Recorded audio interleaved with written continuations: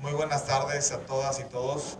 Nos da mucho gusto tenerlas aquí presentes y poder arrancar este fondo sectorial con CONACYT, Coneval, que teníamos ya varios años intentando sacarlo y bueno, por fin se ha vuelto una realidad. La convocatoria, como saben, inició el 16 de abril, hace ya casi un mes. Y la intención de este fondo un poco ha sido apoyar la investigación principalmente en temas de análisis de la pobreza, monitoreo y evaluación, pero queremos darle un marco y ese marco son las necesidades de información que tienen hoy en día las entidades federativas y los municipios. Es ahí donde nos estamos centrando principalmente. ¿Por qué razón? Porque ellos son unos usuarios importantes en el tema de política pública, de política de desarrollo social en particular para nosotros, y creemos que los instrumentos que se han ido generando a través del tiempo todavía necesitan mayor desagregación, mayor cantidad de información, más investigaciones que soporten otro conjunto de teorías, de hipótesis que requieren las entidades federativas y los municipios. Como ustedes vieron en las demandas, hay una gran cantidad de información que va muy enfocada a poder brindar ese tipo de herramientas adicionales a las entidades federativas. Ya lo iremos viendo durante esta charla. Tenemos programada esta sesión para aproximadamente una hora y media como máximo, con intención de poder desahogar todas las dudas, preguntas que surjan sobre este primer arranque. Lo que les puedo comentar es tenemos todavía de aquí hasta el 21, si no me equivoco, de junio, para que se puedan presentar los proyectos iniciales, las famosas prepropuestas. Ese es el horizonte que tenemos de planeación, el más corto, la siguiente etapa más corta. Y bueno, la intención de esto es, como les decía, aportar esta información centrándonos en las entidades federativas y municipios, que son unos grandes demandantes de información y que un poco más adelante lo vamos a desglosar. También comentarles que este fondo que se está iniciando tiene un monto inicial de 10 millones de pesos, con la cual se somete a concurso este recurso para postular todos los proyectos que ustedes consideren convenientes en este marco, en esta demanda, con esta convocatoria. Tienen ya tiempos fijos, establecidos, hay un conjunto de reglas que ya a lo mejor muchos de ustedes conocen a la perfección porque probablemente han participado en otros fondos, ¿no? Tienen básicamente la misma estructura de los fondos sectoriales que maneja CONACYT. Las reglas son básicamente las mismas que tiene CONACYT, solamente ha ido cambios o especificaciones a nivel de las demandas, ¿no? Por el tipo de sector en el cual nos encontramos. Pero bueno, bien dicho esto, les cedo la palabra a mis compañeras para ir presentando, dando un pequeño arranque sobre esta sesión y posteriormente entrar directamente con las preguntas y respuestas. Buenos días a todos.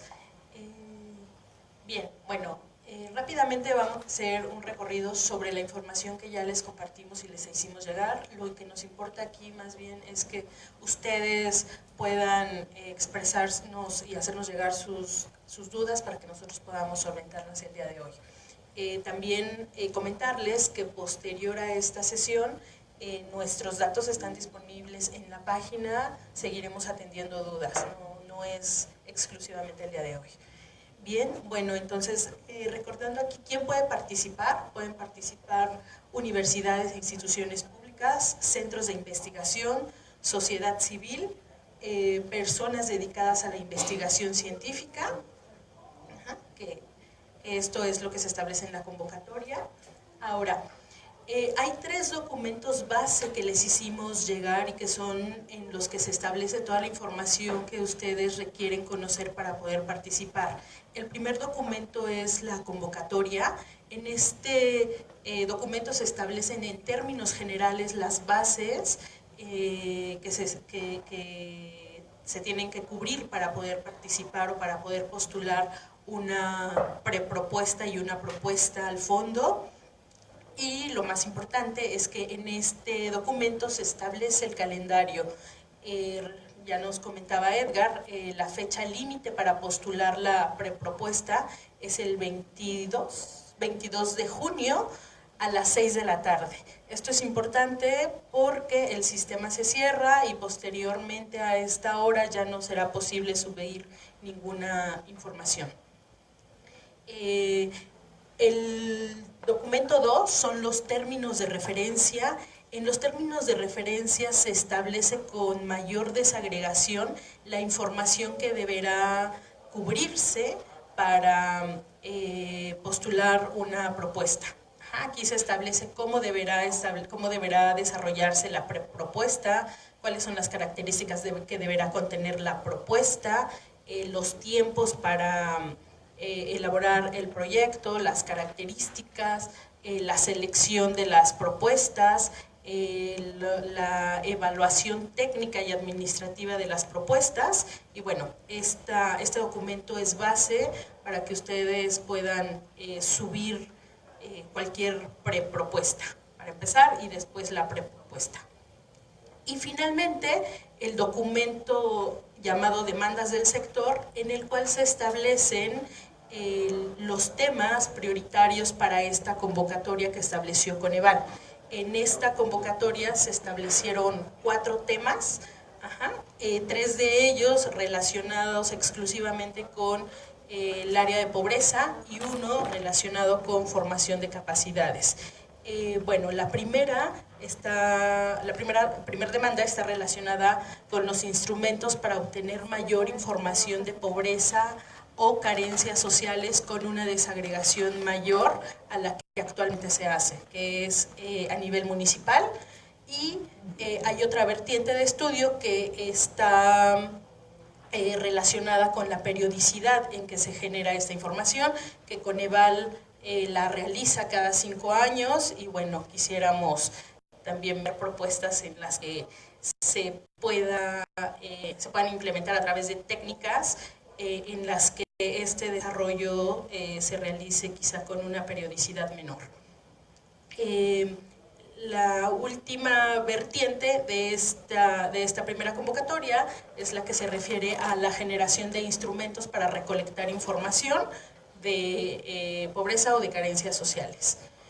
La demanda 2 está relacionada con estudios diagnósticos para identificar y caracterizar problemáticas que por subgrupo de la población o por alguna región, a nivel localidad, a nivel entidad federativa, la problemática y se caracterice a este grupo. Esta información es primordial porque a través de esto lo que se quiere es que se implementen políticas para que solucionen estos problemas. La tercera demanda está relacionada con desarrollar estrategias que permitan reducir la pobreza o las carencias sociales en las entidades federativas o municipios. Esta vertiente también tiene 3 áreas de enfoque, en las cuales uno está dedicada al incremento del ingreso de algún grupo en específico, la segunda es la disminución de carencias igual de algún grupo o subgrupo de población, y finalmente la tercera vertiente que está relacionada con vincular al mercado laboral a los jóvenes. Y finalmente la cuarta demanda relacionada con la formación de capacidades, en la cual pueden proponer cursos, especialidades o diplomados relacionados con monitoreo, evaluación o análisis de la pobreza. El objetivo de esta demanda es que en las entidades federativas se vayan formando capacidades en cualquiera de estas vertientes. Bueno, en general esta es la información que queremos recordarles que tendrían que ver, ya está a su disposición, y me gustaría, para abrir la sesión de dudas, hacer un recuento de las dudas frecuentes que nos han llegado y poderles ofrecer una respuesta si alguna de sus dudas se encuentra de esta categoría. Posteriormente ustedes podrán hacernos cualquier pregunta. Una pregunta que nos han hecho es si se pueden incluir proyectos a nivel zona metropolitana o un conjunto de municipios. Esto sí es posible, no tiene que ser únicamente de un municipio, puede ser de un conjunto de municipios o de una región. Si tiene un porcentaje topado en cada rubro de gastos, por ejemplo gastos de inversión, Sí, esto se establece en los términos de referencia y solamente hay 2 rubros en los cuales se establece un tope. Uno es inversión y el otro es contratación de especialistas externos. Estos son los 2 únicos rubros donde hay un tope. En los otros no se establece tope, pero sí hay que tener cuidado que hay ciertos rubros en los cuales no es posible integrar este gasto como gastos administrativos al proyecto. El monto a administrar en la segunda etapa es al finalizar la mitad del proyecto. Bueno, esto no necesariamente es así. Hay 2 administraciones. La primera es del 60% que se realiza al momento de quedar aprobada el proyecto y establecer el convenio, pero la segunda administración se establece cuando se concluye la primera etapa y esto depende de las propuestas que ustedes realicen, no depende de algo que establezca Coneval, Conacit, sino de cómo ustedes establezcan su proyecto. ¿En qué momento se debe presentar el informe parcial, final y el artículo científico? Bueno, esto también debe estar comprendido dentro de los 12 meses o en el caso de formación de capacidades de los de 24 meses que se establecieron en cada una de las demandas para desarrollar el proyecto, pero los tiempos los establecen ustedes en la propuesta que realicen. Igual, es posible contar con un plazo de 2 a 4 semanas posteriores a la entrega del informe para la elaboración del artículo.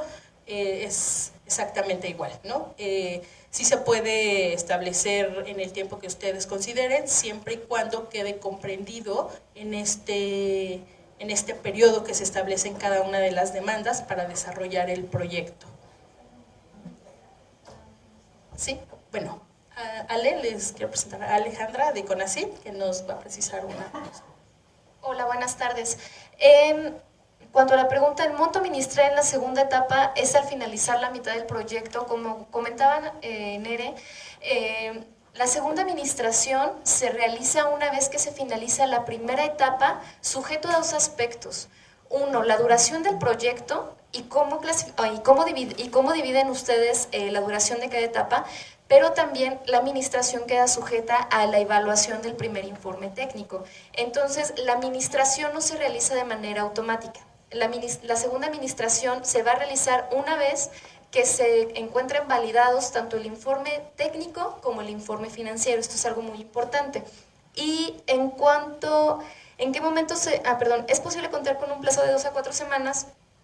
En el convenio de asignación de recursos, que es el documento con el cual formalizamos el proyecto una vez que es aprobado por el Comité Técnico de Administración, se establecen ciertos periodos de tiempo para que una vez que concluyan ambas etapas, ya sea primera etapa, segunda etapa, se tenga un tiempo para la entrega de los informes. En el caso de la primera etapa, supongamos, su proyecto comenzó en enero, el proyecto arranca en cuanto ustedes tienen el pago de la primera administración y concluye el 30 de junio.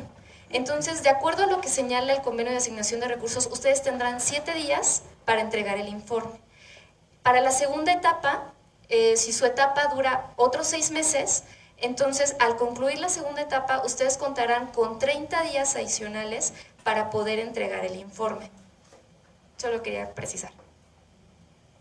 Gracias, Ale.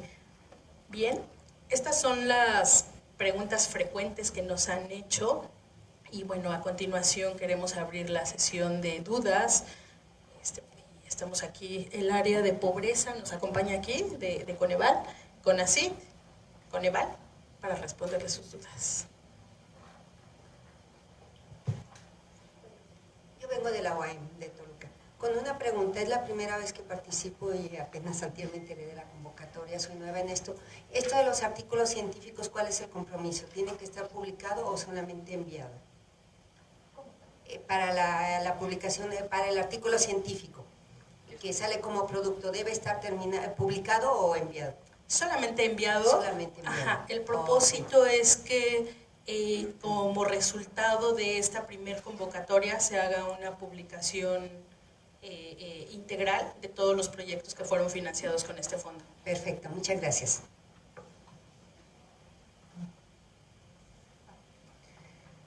¿Una institución puede someter más de una sola propuesta?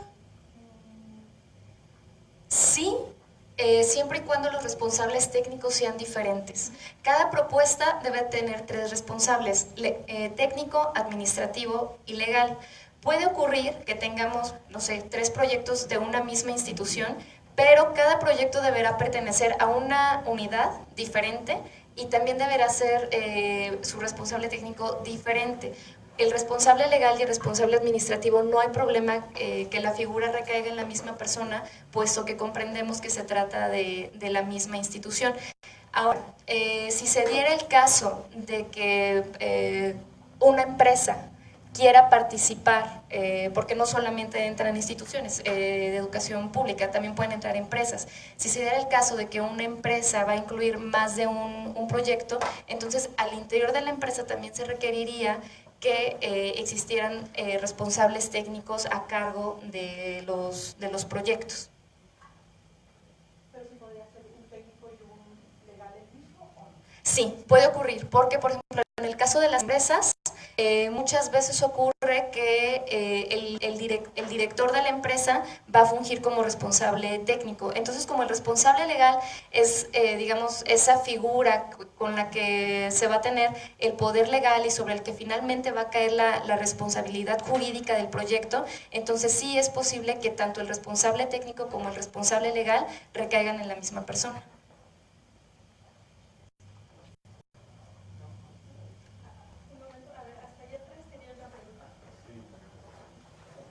Hola, buenos días. Me llamo Diego Juárez, soy de la Universidad Iberoamericana. 2 preguntas. Una es con respecto a la definición de los temas a investigar, ¿no? O sea, me gustaría esta definición porque si tiene que ser centrado necesariamente en pobreza o en rezago, es decir, el I o el O, o los elementos de rezago que miden la pobreza, ¿no? Entonces, ese sí me gustaría verlo claramente. Estoy pensando en el tema del rezago educativo, en particular que me interesa. Entonces, yo podría plantear un proyecto solamente sobre el rezago, sin necesidad de abordar otro tipo de elementos que definen la pobreza. Esa sería como la primera pregunta. Y si quieren la segunda después. Correcto, sí se puede por distintas carencias de la misión de la pobreza o por distintos elementos que puedan abordar el tema del análisis de la pobreza. Listo, gracias. Y lo segundo tiene que ver con el tema presupuestal. No sé si haya información pública en general de cuánto es el fondo que tienen. Y segundo, un aproximado de cuánto podríamos llegar a pedir, si tienen un estimado o no. Y tercero, y una cuestión muy técnica es, no se aclara en qué momento va a empezar el proyecto. Bueno, ya nos dijeron que se hará cuando llegue el recurso. En caso de ser aprobado, ¿eso por una cuestión fiscal ocurrirá dentro de este año o se puede extender para el próximo año? Es una cuestión, 3 cuestiones presupuestarias. Gracias. Una es el monto que tenemos para este arranque es de 10 millones, ¿no? Y cada proyecto obviamente postulará cuál es el monto, el costo que va, ¿no?, a aprovechar de este fondo. Eso más bien depende de cada uno de los proyectos, no hay como un tope, ¿no?, en cada uno de ellos. Así es, el límite es hasta donde nos alcance. Y finalmente, bueno, presupuestariamente la selección de los proyectos primero se somete a la evaluación técnica.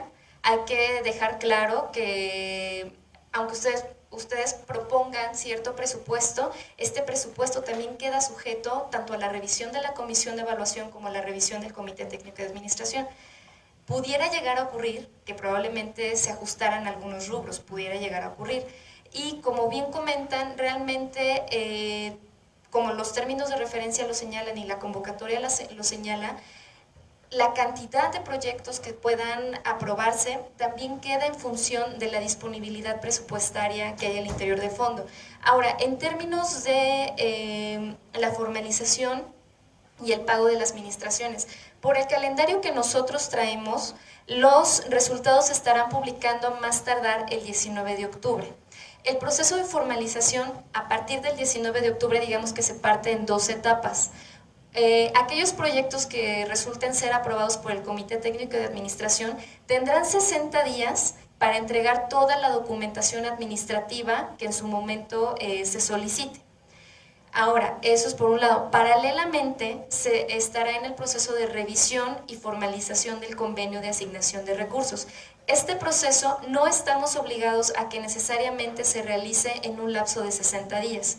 Entonces, este proceso incluso podría llegar a alargarse un poquito más. Lo ideal es de que no ocurra. Si sumamos que los resultados se publican el 19 de octubre, implica que probablemente estaríamos terminando de formalizar y o entregar la documentación administrativa a finales de año, en diciembre.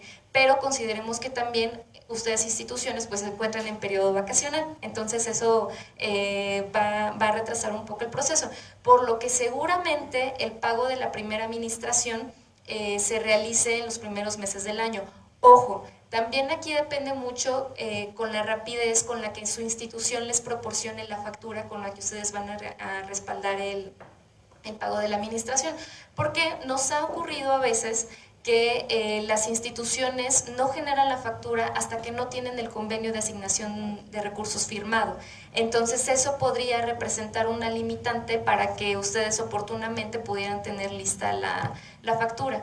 Pero realmente eso tampoco tendría que ser una preocupación porque el proyecto, de acuerdo a lo que se señala en el convenio, arranca una vez que ustedes reciben el pago. Entonces, a partir de que ustedes reciben el pago, como que se hace un reacomodo de todas las fechas para la entrega tanto del informe como del cierre del proyecto.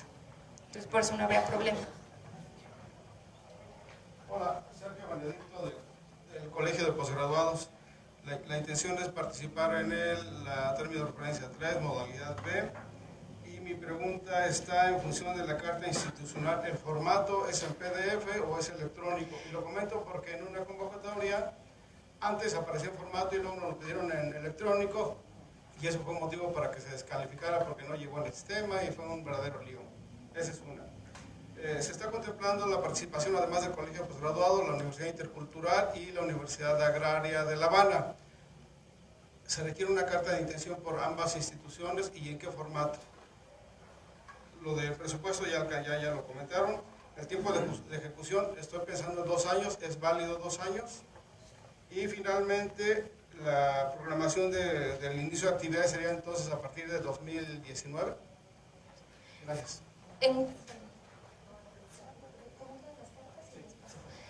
En cuanto al formato de las cartas, 2018 es un parteaguas en el sistema de fondos sectoriales porque a partir de este año nosotros contamos con un nuevo sistema. De hecho, en un momento más se hará la presentación del sistema para que lo conozcan y sepan puntualmente qué paso seguir para poder cargar su propuesta. Al menos para la carta institucional, que es con la que ustedes se postulan para aplicar al fondo, ya hay un formato en el sistema que ustedes solamente tienen como que, de hecho lo firma el responsable legal, se necesita que el responsable legal incorpore sus datos y quede firmada. De todos modos, también la sugerencia es que ustedes suban un documento en versión PDF para que en caso de que por alguna razón que pudiese llegar a ocurrir, no se cargara la carta institucional del sistema, ustedes contaran con el respaldo del anexo. Ahora, la carta de colaboración interinstitucional. En los términos de referencia se tiene contemplado que pueda haber proyectos en los que participe más de una institución. En ese sentido, será necesario que se emita una carta de colaboración interinstitucional, pero que se expida por la universidad que va a dirigir el proyecto. En este caso, si el Colegio de Posgraduados va a quedar como responsable, como responsable legal del proyecto, entonces el Colegio de Posgraduados tiene que dirigir la carta señalando que la otra institución participará en el proyecto. No hay un formato establecido, los términos de referencia lo único que señalan es que ambas cartas tendrán que ser dirigidas tanto al secretario técnico como al secretario administrativo del fondo. ¿Hay algún problema si la otra institución es extranjera? No, porque la condición es que la institución que quede como responsable legal sea la que tenga RENIECIT. Entonces, mientras la institución que sea como la que sea el líder, no sé, del proyecto, cuente con el RENIECIT, no habrá ningún problema. Para no ser, una pregunta, ¿pensabas que la firma del responsable legal, el responsable legal tiene que firmar? ¿Tiene que ser la firma electrónica que incorpora actualmente con la CIC? Sí, es una firma electrónica, de hecho es un clic nada más. Sí, sí, claro, pero entonces sí, aparte del autógrafo, el responsable tiene que emitir su firma electrónica. Sí. ¿Sería con el archivo.c? No, de hecho, a como está el sistema, actualmente entran con CBU, ya entran con para ingresar al sistema, ya ingresan con su CBU y entonces aparece el formato de la carta y cuando ya se tiene capturado quiénes son los responsables del proyecto, en la sección de la carta el responsable legal solo tendrá que dar el clic para que se envíe. Un favor nada más, si para poder interactuar usamos el micrófono, si bien no se necesita aquí, porque todos nos escuchamos, lo requerimos para los compañeros que están vía remota, ¿no? Porque ellos no escuchan igual con la misma calidad que escuchamos nosotros en este momento. Me gustaría dar lectura a una pregunta que nos hace Blanca Ireri. Nos pregunta si el plazo para la implementación del proyecto es de 12 o 24 meses. Bien, esto depende de cada una de las demandas.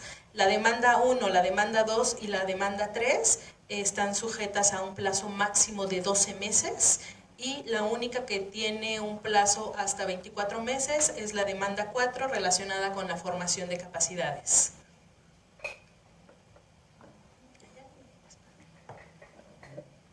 Sí, buenas tardes, vengo del Instituto de Investigaciones Sociales. Mi duda es sobre la ficha 2 de diagnóstico que dice que la evaluación de la problemática relacionada con el análisis de tiempo. ¿Hay en este tiempo hay algún tope de tiempo que ustedes necesiten en el diagnóstico? Y en caso de que no encontremos información para hacer un análisis del tiempo amplio, si podríamos contar con su apoyo para conseguir esos datos, en nuestro caso es del INEGI. Mira, el tiempo no hay un límite establecido, no hay un periodo que se establezca, lo único que queremos es que se contextualice este problema para que pueda dar una buena idea de cómo está el problema actualmente, ¿no? Ahora, respecto a el apoyo, nosotros estamos únicamente provistos de la información que genera Coneval de manera pública. O sea, si es información que tiene Coneval, por supuesto que nosotros podemos proporcionarles mayor información. En cuestión de INEGI, ahí sí es ya labor del investigador conseguir esa información. Antes de pasar con las preguntas que tenemos al interior de la sala, quiero aprovechar para plantear estas preguntas porque van en el mismo sentido. Emilisa Lim comenta, el componente de capacitación no contempla rubro de gasto para honorarios de docentes. ¿Para el componente de capacitación se consideran otros rubros de gasto? Quisiera aclarar que dentro de los rubros elegibles que se pueden financiar en un proyecto no se contempla el pago de honorarios. Solamente relacionado, digamos, con actividades directamente donde participan investigadores, se tiene contemplado el pago como asistentes de proyecto, que en realidad son una especie de tipo beca que se otorga a los estudiantes que se dan de alta como asistentes de proyecto. Para altas de asistentes de proyecto pues tenemos 4 niveles, licenciatura, maestría, doctorado y postdoctorado, pero realmente los proyectos no contemplan financiar sueldos o salarios. Y para el componente de capacitación se consideran otros rubros de gasto. Esa pregunta no me queda muy clara, entonces si nos pudieran mandar un mensajito más para que nos comentaran un poquito más. Y Emanuel Sánchez nos dice, ¿se podrían aprobar proyectos para una misma persona física en diferentes demandas específicas?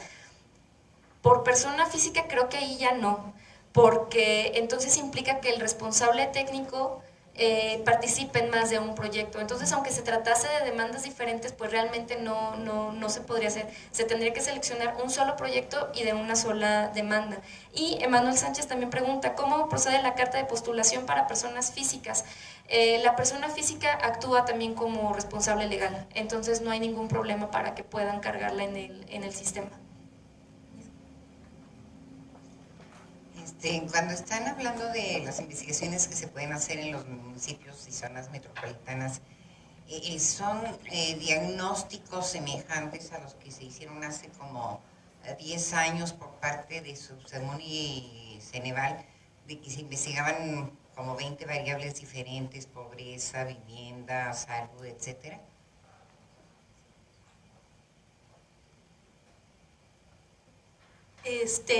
Mira, es libre, puede ser cualquier otro tema que, me estás hablando del de diagnósticos, ¿verdad? Sí. Ajá, puede ser cualquier otro tema relacionado con las carencias sociales o con alguno de los elementos que componen este indicador. No está relacionado con algún documento o alguna investigación que ya haya hecho Coneval con anterioridad. Sí. Está. Ok, o sea, es diferente. Sí, okay, sí, gracias. es diferente. En el orden de las participaciones, creo que con la compañera, después aquí creo que estaba la segunda mano levantada y luego regresamos allá atrás y posiblemente acá. Gracias. Una pregunta rápida. Mencionaste la elaboración de facturas. Para los que somos organizaciones, o sea, que tenemos la deducibilidad, puede ser recibo deducible de impuestos, porque factura genera complicación fiscal para nosotros. Sí, entiendo. Creo que no habría mayor problema. Lo que se necesita es contar con el respaldo de que ustedes están recibiendo el recurso por parte del fondo.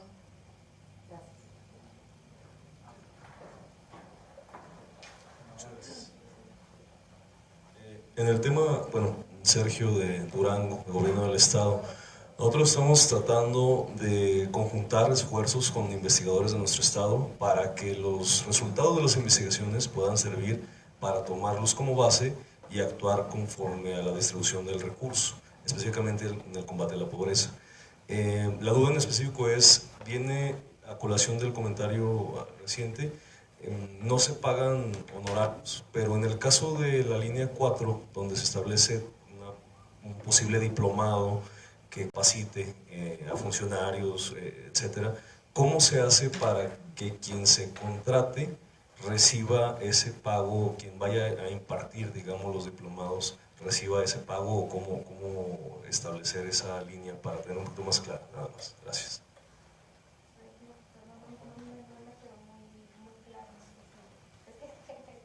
Sí, viene específico que no se paga honorarios ni sueldos del grupo de trabajo. Yo entiendo tal vez a quien es responsable de llevar a cabo el proyecto, pero a quien se contrate ya específicamente dentro de la ejecución del diplomado, digamos, como en parte, bueno, digamos, ¿cómo le vamos a llamar?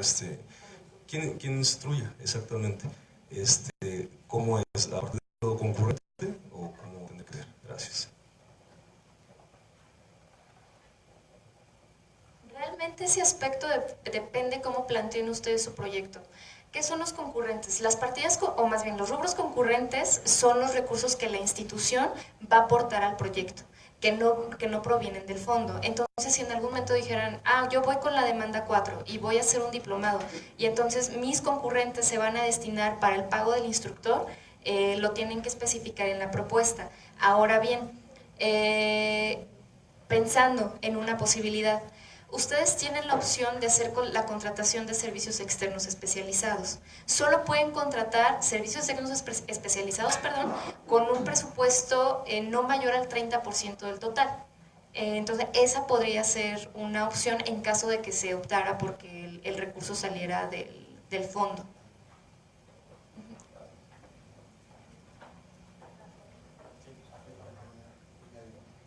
Si tengo el micrófono, ¿lo tomo o lo paso? Es que le han hecho lista, nada más van a apuntar. No es una pregunta inocente, sino quiero entender cómo Coneval tomaría cartas en el asunto.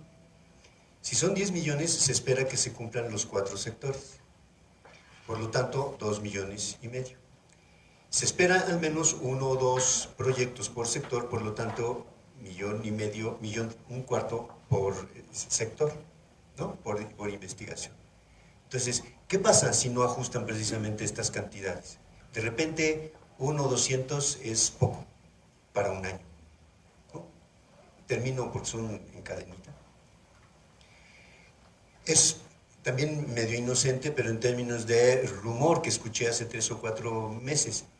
El CBU, yo lo tengo actualizado hasta, yo qué sé, 2014, ¿no? Pero cambiaron de sistema el CBU. ¿Aquel CBU de 2014 sigue vigente en su sistema o ya se perdió por haber hecho esa transición? ¿Sí? Y la última. De alguna manera hay, por toda una trayectoria en algún grupo, posibilidad de acordar trabajos nuestros en 2 o 3 de los sectores que ustedes están poniendo. Es decir, hay proyectos transversales alrededor de la propuesta, ¿no? Por distintas razones. Es más, por un lado medición de la pobreza y por otro un diplomado donde aprendan a medir la pobreza, porque eso falta mucho, ¿no? Por lo tanto estoy tocando al menos 2 de las propuestas, ¿no? ¿Cómo, y que tiene que ver con el dinero y la división que mencioné hace rato, cuál sería la manera en que Coneval entiende, Coneval con ACID, porque ambos están de la mano, y puedan tomar este tipo de decisiones? Y todavía más, mucho se habla de pobreza ligado con carencias sociales, casi que exclusivamente. Y de alguna manera, parte de nuestro grupo de investigación indica que uno de los problemas de la medición de la pobreza es que solamente se vincule con lo social y que la medición de la pobreza no se vincula con la economía. Más allá de que ingreso sea non plus ultra un representativo, hay otros elementos de la economía que nunca se agregan en la medición. Y entonces, por eso hablo de la transversalidad del proyecto. ¿Qué tanto tiene que ser así?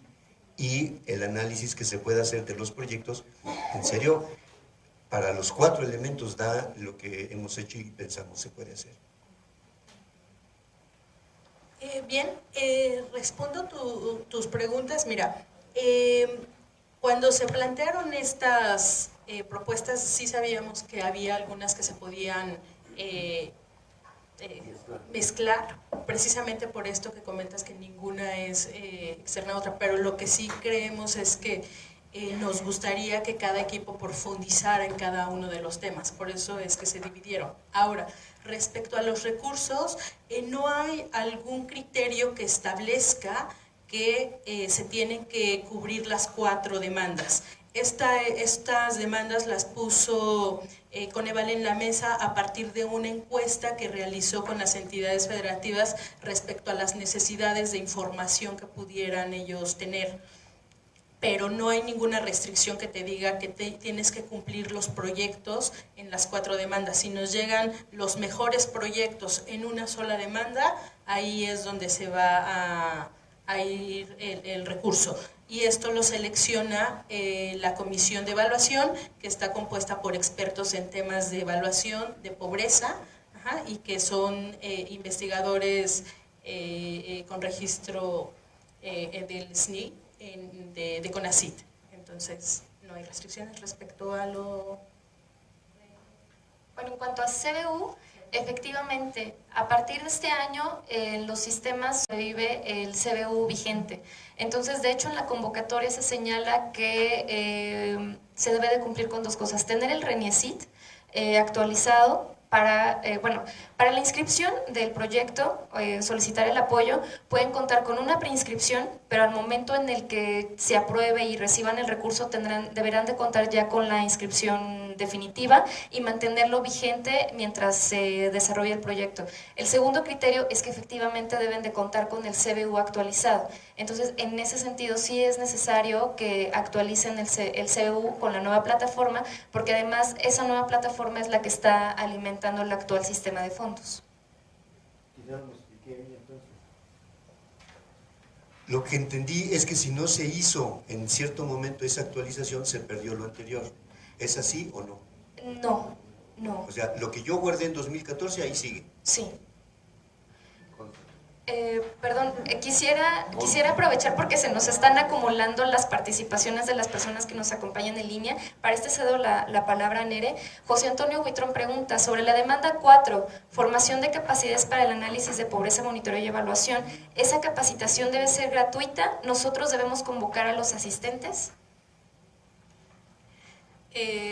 Efectivamente, la capacitación debe ser gratuita porque por eso se están financiando con los recursos de este fondo y así es, la convocatoria, el diseño del curso, de la especialidad o del diplomado y queda sujeto a la universidad que lo postule. Si nos dan la oportunidad nada más de avanzar con estos. Daniel Lira, en la demanda 1, ¿puede ser solo una institución proponente? ¿Se permiten investigadores asociados? En general, para todas las demandas puede ir solo una institución. Realmente se abre la pauta para que en caso de que participe más de una institución en un proyecto, lo puedan hacer a través de una carta de colaboración interinstitucional. En cuanto a investigadores asociados, cuando ustedes construyen o definen su propuesta, hay una sección, aunque eso ya viene en la segunda etapa de la convocatoria cuando registren su propuesta en extenso, que es precisamente el registro del equipo de trabajo. Entonces, en el registro del equipo de trabajo ustedes podrán definir quiénes son los investigadores que van a participar en el proyecto. También Lorena Alicia Torres, agradecería si pudieran explicar a qué se refieren cuando hablan de posgrado nacional para incluir a algún estudiante de maestría. Posgrado nacional. A días anteriores también habíamos tenido una pregunta sobre si por posgrado nacional nos referíamos a los posgrados de calidad de CONACYT. No es necesario, no es una condición de que los estudiantes de maestría o doctorado deban de pertenecer a uno de los posgrados del padrón, porque una de las condiciones para que uno de los chicos puedan estar en el proyecto como asistentes es que no cuenten con ningún apoyo por parte del CONACYT. Entonces, si pertenecen al padrón de excelencia, la mayoría de los casos tienen directamente ya su beca. Entonces, en ese caso no podrían obtener el recurso del fondo. Entonces, por posgrado nacional, que se trate de una institución de educación nacional. Ezequiel Arbizu, ¿la propuesta se debe presentar como grupo de investigación o como joven investigador? Aquí depende, porque puede ser que haya alguna persona que forme parte de cátedras CONACYT, pero que su institución lo apoye y decida avalar con el RENIECYT la propuesta. Creo que ahí la condición es de que pues, la misma persona se mantenga como responsable técnico de la propuesta y que la institución donde está realizando su investigación lo avale.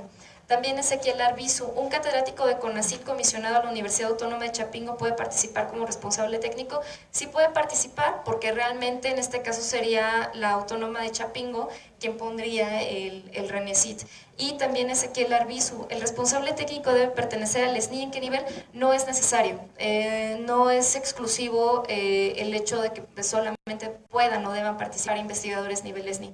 Ahí realmente mientras la institución que los va a respaldar cuente con RENIECYT y con que tengan el CBU actualizado, con eso pueden ingresar sus propuestas. Una última y ya regresamos a la sala.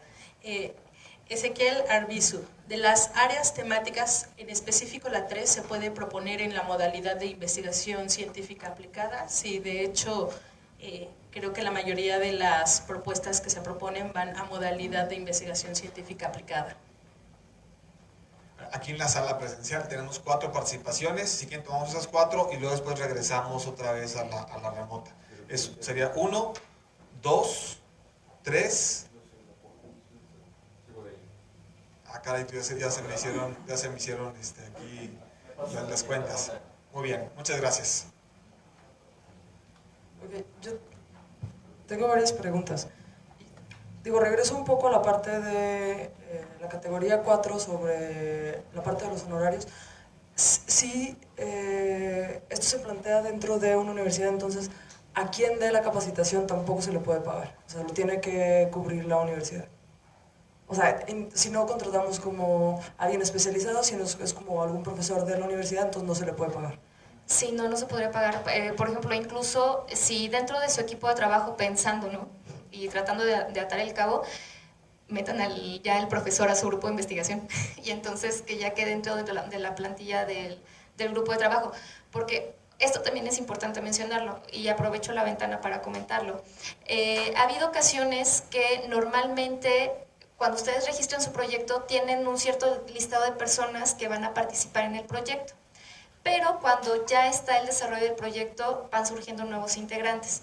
Si en algún momento esos nuevos integrantes llegaran a ejercer algún recurso, se me ocurre por trabajo de campo o viáticos porque asisten a un seminario, probablemente en la revisión financiera podrían ser observados porque esa persona de origen no estaba contemplada en la estructura del proyecto.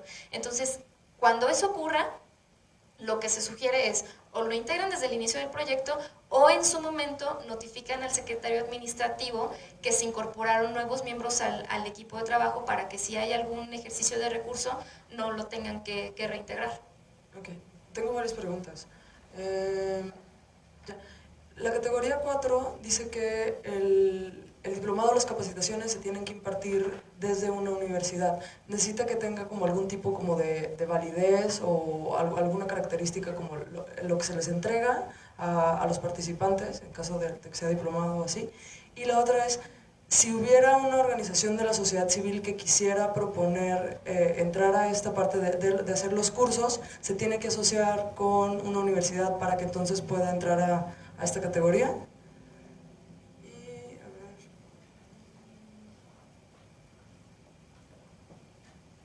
Y sobre los responsables técnicos, en caso de que hubiera una colaboración entre universidades y sociedad civil, hay una preferencia sobre si el responsable técnico está en una u otra, o si la institución coordinadora es la universidad o la organización de la sociedad civil, y si hay como algún requisito extra sobre quién puede ser el responsable técnico. Primero, sobre si la institución debe contar con algún tipo de certificación, realmente no. Cuando se someten las propuestas para evaluación desde el inicio, cuando la primera etapa consiste en enviar un como tipo resumen, un abstract de la propuesta técnica, y desde ahí ya se va analizando la calidad y la pertinencia con la que ese proyecto podría atender la demanda. Entonces, en ese sentido no sería necesario porque realmente lo que se busca es que los proyectos aseguren que se van a solventar las necesidades de la demanda. Sobre si hay criterios de preferencia, ya sea sobre instituciones o asociaciones civiles, no, realmente no. Sí hay dentro de los criterios de evaluación técnica, sí se dice que se evalúa la capacidad de las personas que están participando en el proyecto, pero digamos que en el sentido de que se asegure que el equipo de trabajo va a poder realizar el proyecto en el tiempo que se está diciendo. Por ejemplo, podríamos traer un proyecto que es de 1 año y que solamente vaya un investigador y ya. O sea, realmente un investigador solito no podría sacar un proyecto de investigación. Entonces se evalúa que la plantilla que ustedes propongan en su proyecto garantice que se va a poder realizar el proyecto.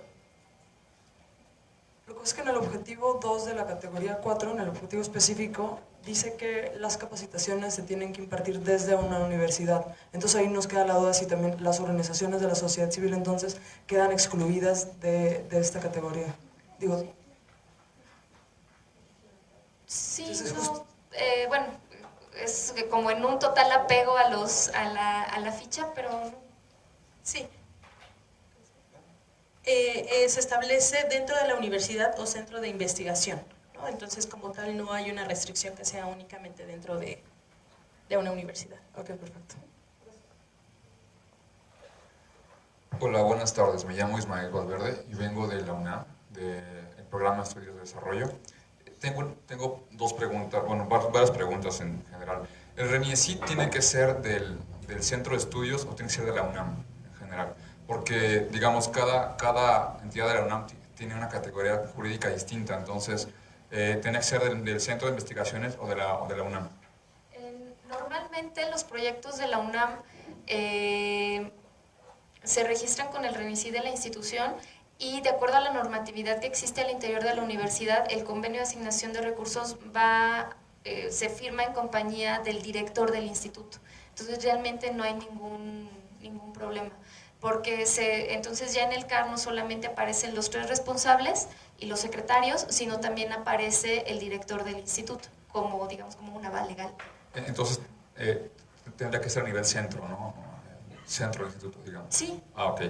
La segunda cuestión tiene que ver un poco con la manera en que podemos meter el proyecto, digamos, el PUED, que es un programa que se encarga de diseñar estudios sobre desarrollo concreto. Todo el programa debe terminar al final en una cátedra, o digamos, en una especie de seminario abierto donde se presenten los resultados.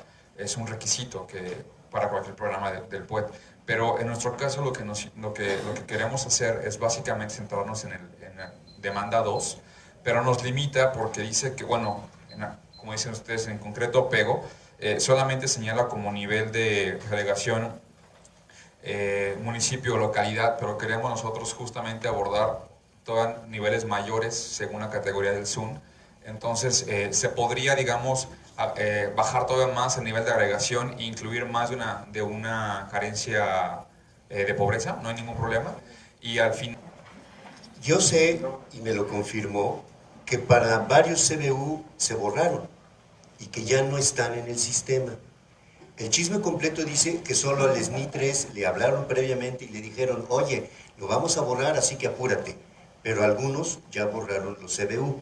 Entonces, esa es la pregunta y muy firme. Una cosa es capturar 4 años y otra toda la trayectoria de nuevo, ¿no? Como punto número 1. Menos rijoso, la siguiente pregunta. ¿Estos seminarios sería el grupo de investigación con Coneval, con ACID, o también están los otros investigadores? Abierto significa que entonces, aunque no haya investigadores aprobados, alguien se puede colar.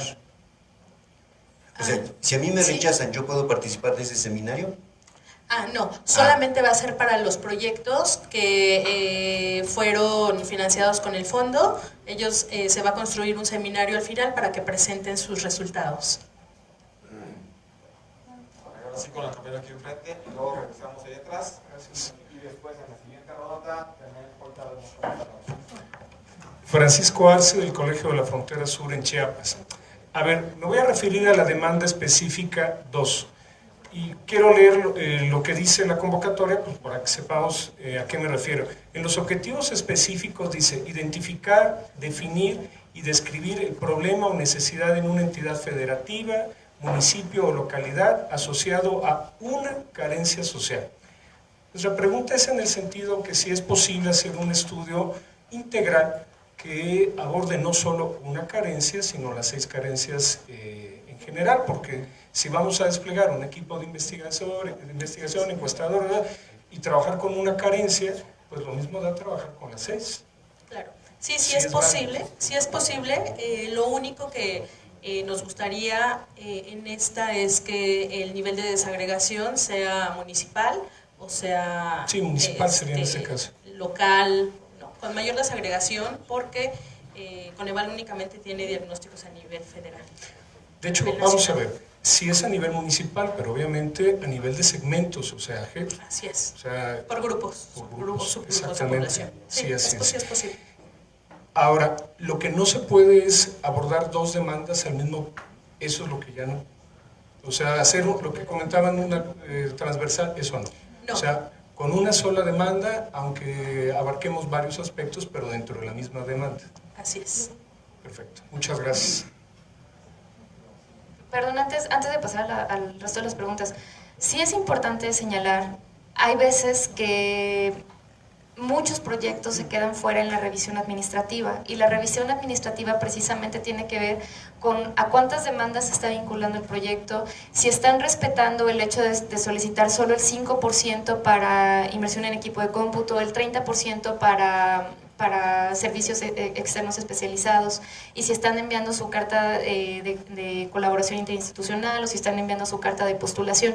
Entonces, en ese sentido, nosotros como miembros del fondo sectorial sí tenemos que hacer completo apego a los criterios de evaluación que están en los términos de referencia. Entonces, si en algún momento hay algún muy buen proyecto que que tiene una calidad excelente y que asegura lograr los resultados en el tiempo que está establecido, pero en algún momento incurre en alguno de estos criterios, lamentablemente tendría que dejarse fuera del proceso. Entonces, sí sugerimos que hagan completo apego a todos los criterios que se incluyen en los términos de referencia y que, pues bueno, en el proceso, si tienen dudas, inclusive aunque estemos fuera del taller, pueden continuar enviando sus preguntas y serán atendidas. Gracias. Bueno, yo vengo de la Universidad Politécnica del Valle de México y bueno, el comentario era a raíz del CBU. Simplemente es para que pues, los responsables técnicos se prevengan en esa parte, porque no toda la información del CBU se actualiza. A veces hay que revisar artículo por artículo que uno como investigador ha subido al CBU, porque a veces las fechas de publicación hay que actualizarlas porque aparecen en blanco. O sea, no toda la información que uno cargó previo al CBU de la versión anterior no está en el CBU de la versión actual. Entonces, creo que todavía están a tiempo para revisar sus CBUs y actualizarlos antes de que llegue la fecha de junio, ¿no?, del cierre. Bueno, y la otra parte que sería mi pregunta es, ¿existe alguna preferencia en estas propuestas? Ya sé que se aclaró que los técnicos pueden ser o no SNIs, pero ¿existe alguna preferencia si es SNI? No, en realidad no existe alguna prioridad en caso de que los investigadores formaran parte del Sistema Nacional de Investigadores. Digamos que la convocatoria es abierta para todo tipo de investigadores y en ese sentido no se privilegia el hecho de que formen parte del SNI o no. Las personas pueden ingresar y si cumplen con los requisitos que están establecidos en la convocatoria podrán participar. Si quieren, hacemos un espacio para responder las preguntas en línea y luego regresamos a una siguiente ronda aquí presencial. Bien, Lorena Alicia Torres, queremos hacer un diagnóstico que incluya CDMX, Tlaxcala e Hidalgo. ¿Se puede hacer por entidad o solo municipios o alcaldías? Sí se puede hacer un análisis que incluya estas 3 entidades federativas. Daniel de Lira, en la demanda 4, respecto al objetivo general, contribuir al desarrollo de las competencias de funcionarios locales en las entidades federativas o municipios, ¿se refiere a las 32 entidades federativas? Bueno, no. La demanda puede ser focalizada a funcionarios públicos de una entidad federativa, de un municipio, de una localidad. Está abierta para las 32 entidades federativas, pero no tiene que capacitar a funcionarios de las 32 entidades federativas. También tenemos 2 preguntas. Paola Palacios, en caso de la demanda 4, ¿qué rubros sí se pueden contemplar? Realmente la propuesta la arman ustedes. Lo que sucede es que tienen que tener bien justificados todos los rubros que van a solicitar. Por ejemplo, no sé, si solicitan un rubro o recurso para el rubro de campo de trabajo y realmente no necesitan campo de trabajo dentro de su proyecto, pues seguramente el rubro va a ser cancelado. En la revisión se dirá, no, pues este rubro no va porque no está bien justificado. Pero realmente dentro de sus propuestas ustedes realizan su presupuesto y lo deben de justificar ampliamente y adecuadamente para que cuando venga la evaluación pues se cuente con todos los elementos para definir si son pertinentes o no. También tenemos Daniel de Lira. Tengo que decir, tengo 1 año con la preinscripción de RENIECIT en una empresa, pero llamo y me dicen que está listo, solo necesito una firma. Por favor, Daniel de Lira, envíame un correo, mi correo es eamartinez@conacit.mx para que yo te pueda comunicar con la persona que al interior de Conacit lleva el tema y bueno, se pueda dar salida. Y antes de que cerremos entonces, José Antonio Huitrón, en el caso de que una persona integrante del proyecto tenga un contrato en una dependencia pública, ¿eso es válido o hay restricciones en ese caso? Me parece que solo hay restricciones si pertenecieran a Coneval o a Conacit. Tendría que revisar adecuadamente si perteneciendo a otra dependencia habría algún tipo de problema, pero lo revisamos. y si nos proporcionan su cuenta de correo electrónico para poder contestarles, o incluso también nosotros vamos a colgar todas las respuestas de este taller en ambas páginas, entonces seguramente ahí también podremos darles la respuesta definitiva. Y finalmente, Paola Palacios, entonces, si bien no se pagan honorarios por la capacitación, ¿es posible incluir honorarios para quienes coordinan este programa? No. O sea, no se paga ningún tipo de honorarios, no se pagan sueldos ni salarios, investigadores asociados no pueden recibir un sueldo, administrativos no pueden recibir un sueldo, el responsable legal no puede recibir un sueldo. El único tipo de apoyo económico que se puede recibir es para estudiantes que se den de alta como asistentes de investigación. Si abrimos, tengo al menos 3 personas. Si quieren levantar la mano para ver el orden. Ok, estaba uno que era el compañero que va de la ronda anterior, 2, 3, 4. ¿Alguien más? 5 y 6.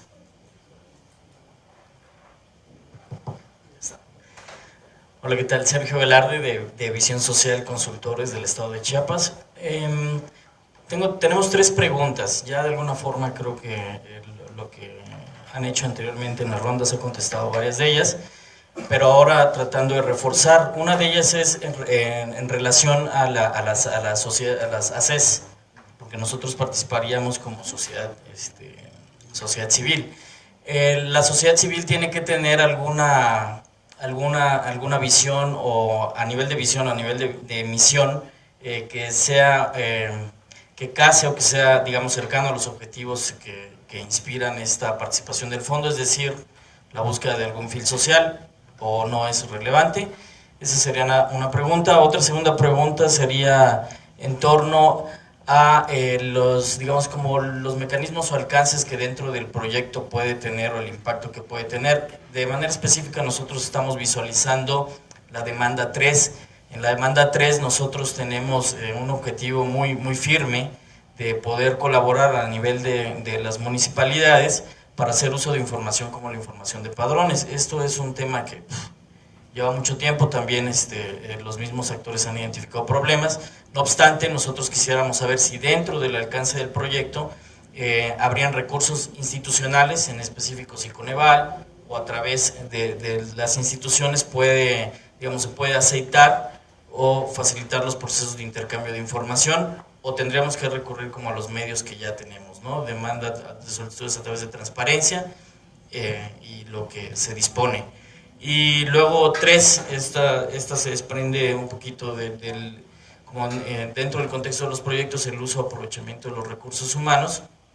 Ya han precisado que no tenemos contemplado el pago de salarios, sueldos u honorarios. Y en este caso, buscando los apoyos de la gente que son investigadores, y si estos investigadores además, tienen tienen un perfil posible de estudiantes como de posgrados, si en este caso, una vez que no han sido incluidos, pueden de todos modos participar como expertos o como apoyo dentro del proyecto. Serían las únicas 3 preguntas. Bien, ¿no hay alguna restricción sobre el objeto social que tenga la sociedad civil? Todas pueden participar, únicamente que se inscriban en el RENIACID. Respecto a la búsqueda de información, información que esté en disposición de Coneval, con todo gusto se les comparte, aún no sea pública, prácticamente toda la información de Coneval es pública, y información adicional de otras instituciones, ahí sí queda bajo la responsabilidad del equipo investigador. Y respecto a la tercera... Respecto a la tercera pregunta, realmente no habría ningún problema en que se incorporaran más investigadores al proyecto. Como les comentaba, cuando ustedes registren su propuesta en extenso, hay una sección en la que ustedes pueden registrar al equipo de trabajo. Entonces los pueden incluir como participantes del proyecto. Por dos cosas. Uno, por lo que les comentaba hace rato, de que puede llegar a suceder que participantes que no estaban contemplados de inicio en el proyecto realicen algún tipo de erogación, y también pues precisamente en un sentido preventivo, para que cuando comience el proyecto y el ejercicio de recursos ya se tenga contemplado quiénes son los que probablemente estarían realizando algún gasto dentro del proyecto. Una pregunta y una sugerencia. ¿Se contemplan gastos de auditoría para el final del proyecto? Y la otra, una sugerencia es para aquellos proyectos exitosos que haya un taller con los administradores, porque muchas veces hablamos dos lenguajes distintos y sería conveniente que, así como nosotros tenemos un acercamiento con ustedes, que ellos también lo tengan con ustedes. Primero, sobre la auditoría del proyecto. Realmente la revisión del proyecto se hace de acuerdo a las etapas que se definan en el proyecto, que en realidad solamente son 2.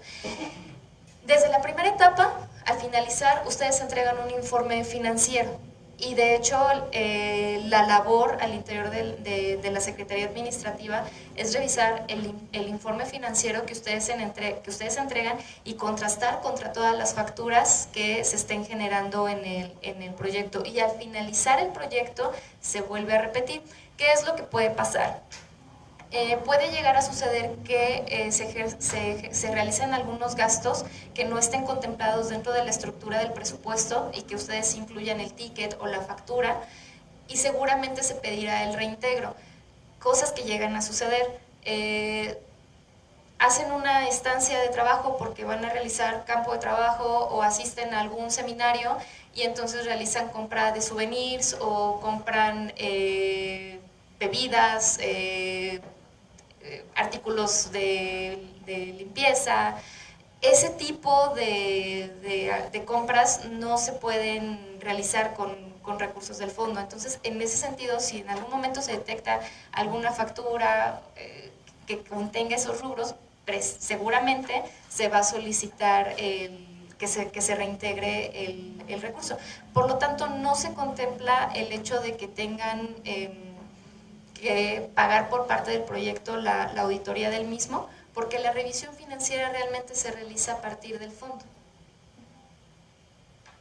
Bueno, yo una pregunta rápida. ¿Pueden ser 2 proyectos de la misma facultad? Sí. ¿Sí? Sí, aunque siempre estemos y cuando el exactamente en la misma responsable técnico coordinación, sea sean diferentes. Perfecto. Y para los asistentes de investigación, ¿existe algún monto estipulado para la ayuda? Y otra pregunta conjunta. Si es de licenciatura, ¿en qué nivel tiene que ir? ¿En qué semestre van? Sí existen rubros, de hecho, lo tenemos, aquí está. Para el nivel licenciatura, me regreso un poquito en el orden de las preguntas. Para el nivel de licenciatura se necesita que los chicos tengan al menos el 75% de los créditos ya a lo largo de la carrera y que tengan promedio mínimo de 8. Y muy importante, deben estar inscritos. ¿Qué pasa? A veces nos llegan a... Es todo un proceso para solicitar el alta de asistentes de investigación. Cuando ustedes lleguen a solicitar el alta de asistentes de investigación, es necesario que envíen un oficio a la Secretaría Técnica indicando el nombre del estudiante que se va a dar de alta, el nivel académico en el que está o el que está cursando, la vigencia de su participación en el proyecto, así como las actividades que va a desarrollar al interior del proyecto. También es importante mencionar que, para solicitar el alta de los chicos como asistentes de investigación se tiene que mandar un oficio a la Secretaría Técnica indicando el nombre del estudiante que se va a dar de alta. Se tiene que indicar también el nivel académico, es decir, si se encuentra en licenciatura, maestría, doctorado o si se va a tratar de un postdoctorado, la vigencia de su participación y las actividades que va a realizar. A nivel de licenciatura tenemos una cualidad. Para maestría y doctorado es necesario que los chicos comprometan su trabajo de tesis. Entonces, si en algún momento se da de alta a algún estudiante de maestría o doctorado, parte de los entregables deberán de considerar las tesis de maestría o doctorado. Al nivel licenciatura puede ocurrir que también se entregue la tesis de licenciatura o bien que realicen prácticas profesionales. Entonces, el alta de un estudiante de nivel licenciatura se puede realizar bajo estas 2 figuras, ya sea tesis o sea prácticas profesionales. Ahora, ¿cuáles son los montos y el periodo de participación? Ustedes saben que CONACYT ya no, los montos ya no los define a través de salarios mínimos, sino con UMAS. Entonces, en la convocatoria quedó establecido los montos que se deben de otorgar. Para nivel de licenciatura tenemos 2 UMAS mensuales, para especialidad o maestría 4, doctorado 6 y postdoctorado 10. Cuando se libera el pago para un alta como becario, se va a realizar con el UMA que estaba vigente al momento en el que se encontraba pública la convocatoria. Entonces, por ejemplo, si su proyecto comienza en 2019, entonces realmente la UMA vigente para realizar el pago va a ser la de 2018. Otro aspecto que deben de considerar: para la participación de estudiantes de licenciatura solo se puede contemplar por 12 meses y no son prorrogables.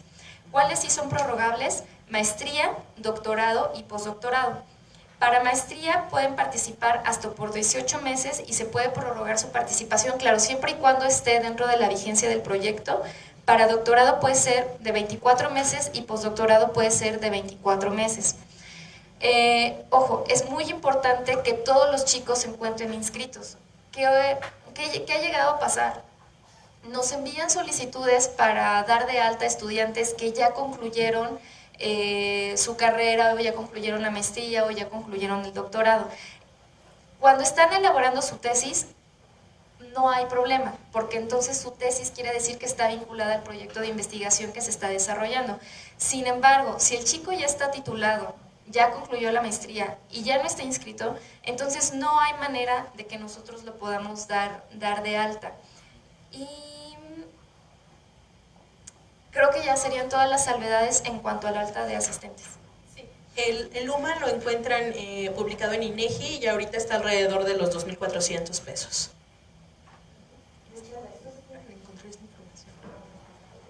La última parte comentó Ale, que están los términos de referencia y en el punto 5.2.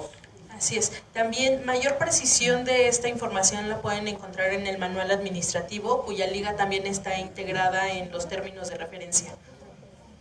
Ahí, en caso de que los proyectos que resulten ser aprobados se definan, lo que se hace es, ambas secretarías, tanto la Secretaría Administrativa como la Secretaría Técnica, firman un oficio donde se les indica las fechas de sus informes, se les indica que fueron aprobados que ya están formalizados, y también se les indica que el proyecto deberá pegarse a lo establecido en el manual para la administración de proyectos.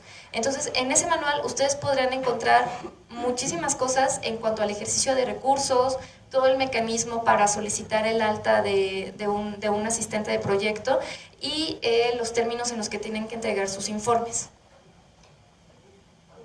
Una pregunta muy rápida, ya es sobre lo mismo. En este caso de los de licenciaturas, ¿cuántos se pueden tener asistentes en el proyecto? No hay un número, digamos, límite. El límite realmente lo ponen ustedes a través del monto presupuestario que para ellos soliciten.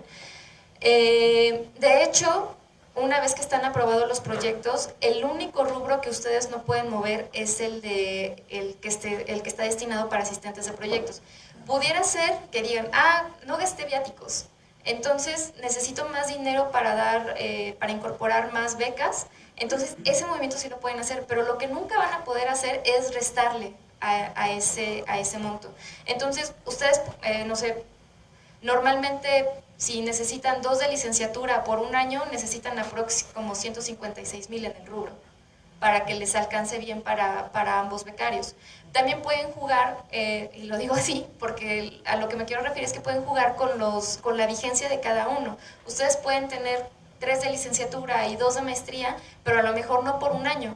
Pueden tener estudiantes de licenciatura 3 meses de manera escalonada, un becario de maestría para todo el año, o tal vez uno de doctorado para todo el año y uno de maestría que esté 3 meses, por ejemplo. Ok, prometo que es la última pregunta. Y si tengo 2 de licenciatura, ¿se pueden titular con la misma tesis? ¿O tienen que comprometer tesis diferentes? Compartida? Sí, tesis compartida. Creo que no hay problema. Porque siempre y cuando la tesis esté relacionada con el tema de investigación que se está desarrollando para atender la Pero estos dos la demanda. asistentes harían la misma tesis. Sí, la condición es que ambos cuenten con el registro. Perfecto. O sea, mientras los dos tengan el registro, no hay problema. Dos preguntitas rápidas. Una, ¿se podría realizar, no nada más sobre un municipio o localidad, ¿se podría seleccionar un grupo étnico? O sea, algunas de las etnias que tenemos. Ok. Así es. Y otra preguntita que creo que ya la contestaron, ¿sí va a haber momento de hacer un ajuste presupuestal dentro de una vez que ya se haya sabrá, digo, obviamente no solicitar más, pero a lo mejor ir ajustando en base a las necesidades propias del proyecto? ¿Va en el mismo sentido? Sí, en el mismo sentido. Ah, ok. Si quieren, la retomamos y ya contestamos a ambos.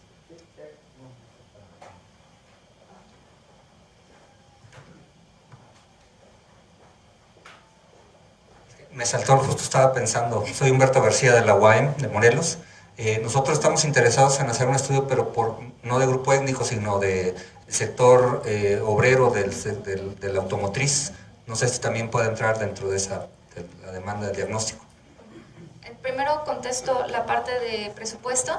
Efectivamente, ustedes cuando ya estén ejerciendo los recursos, pueden ajustar entre partidas. O sea, ustedes podrán mover entre partidas. De hecho, al interior del gasto corriente no hay problema con que hagan movimientos.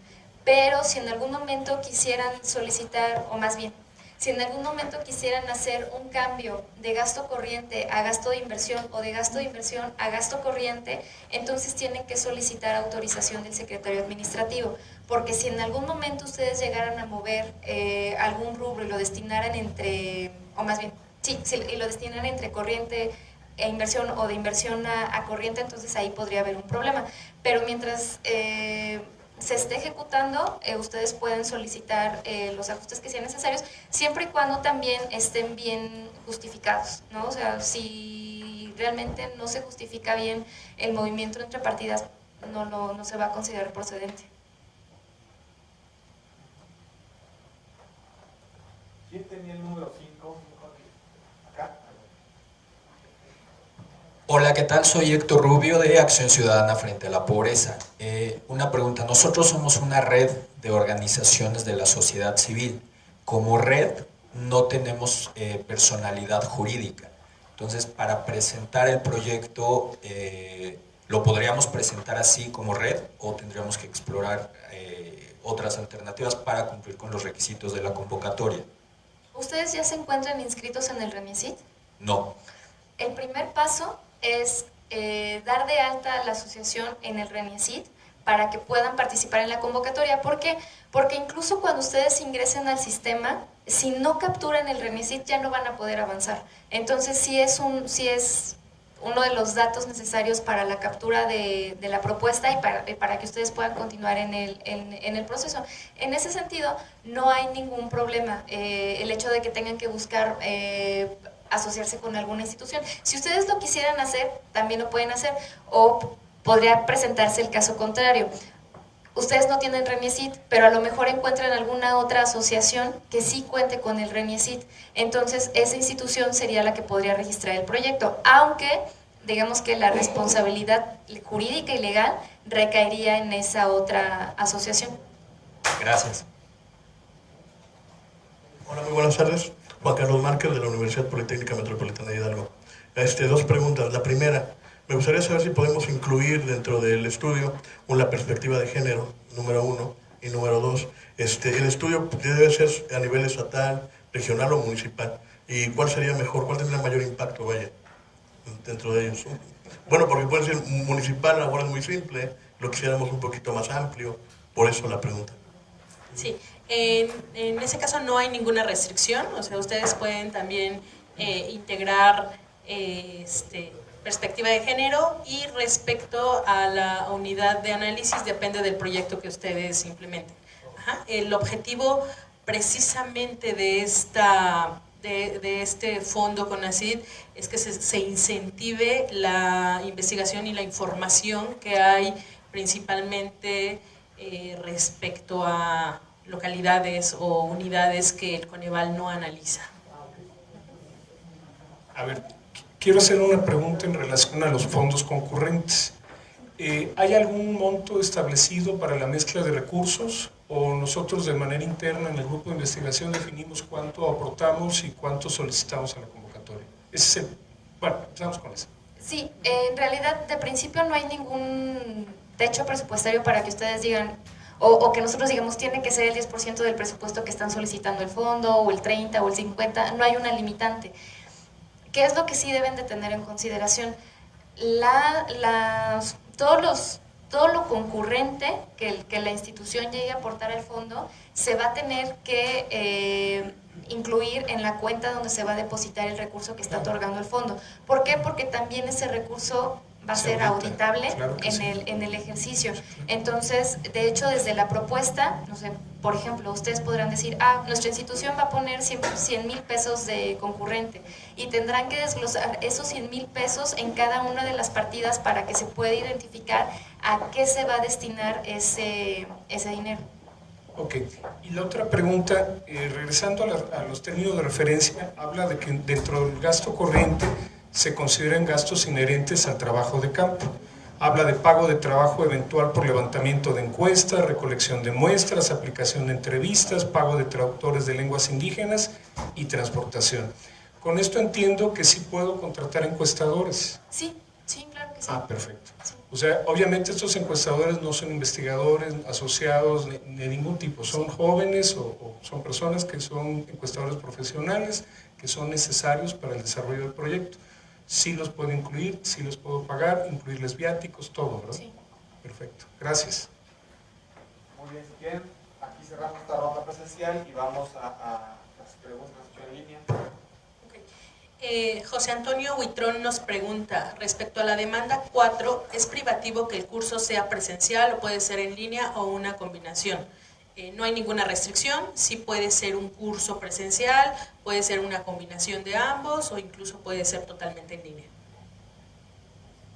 Y ahora, ¿respondemos a esta? No, ¿verdad? Ya, perdón. Es que al mismo tiempo me están mandando mensajes por el celular, lo siento. Lorena Alicia Torres, soy alumna del último semestre de la maestría y termino en el mes de junio. ¿Hay inconvenientes por el hecho de que cuando se apruebe el proyecto ya no esté estudiando la maestría? Sí hay inconvenientes. Sobre todo si pensando que seguramente los proyectos se van a formalizar en lo que resta de octubre, noviembre, diciembre, y seguramente el dinero se va a estar ministrando entre enero y febrero, entonces estamos hablando de que los proyectos arrancarían en febrero. Si en ese momento no contaras con la titulación y estuvieras desarrollando tu trabajo de tesis, no habría problema, pero tendrían que justificarlo muy bien en el oficio que envíen, pero si para esas fechas ya cuentas con el título, realmente no se podría dar de alta.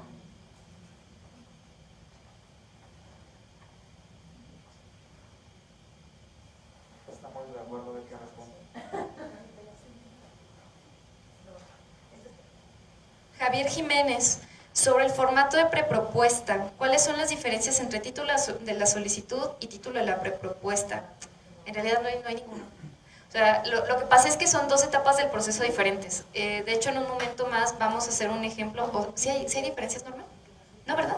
Sí, luego puede suceder que en la prepropuesta se puede hacer otro título y digamos que ya la propuesta se cambia tantito, como que la definen más. Ok. Sí. De hecho, Norman, si ya con el micrófono pudieras repetir lo que estabas comentando. Sí, digo, o sea, suele cambiar que, o sea, en la prepropuesta hay cierto título y luego ya en la propuesta en extenso puede que cambie poquito o que la definan más, ¿no? Pero igual puede ir el mismo título de la propuesta que en la prepropuesta. Por cierto, les presento a Norman Garfias, él es colaborador nuestro al interior de la Secretaría Técnica en CONACYT.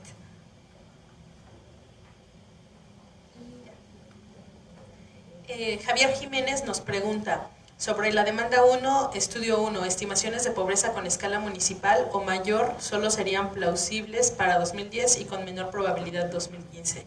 Bueno, la idea es que tomen información ya 2015, que es la última, y que a partir de ahí propongan las técnicas con las que podría desagregarse con mayor bueno, hacerse mayor desagregación de la información o incrementar los lapsos en que hay información.